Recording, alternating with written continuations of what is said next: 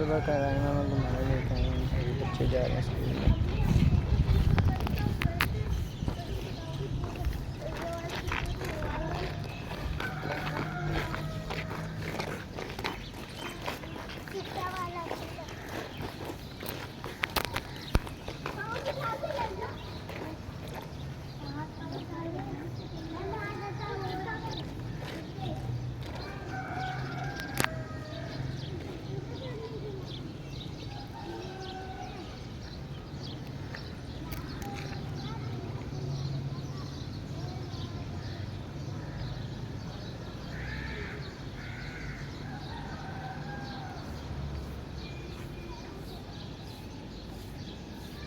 Tony,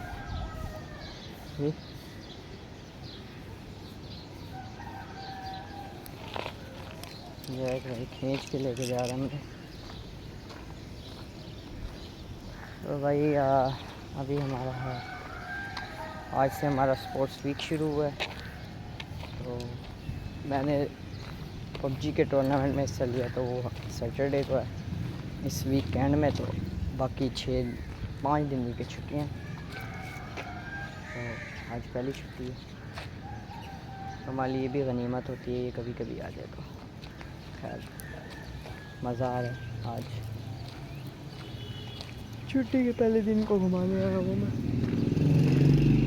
हाँ जी, हाँ है। टनी मच्छर जाता है।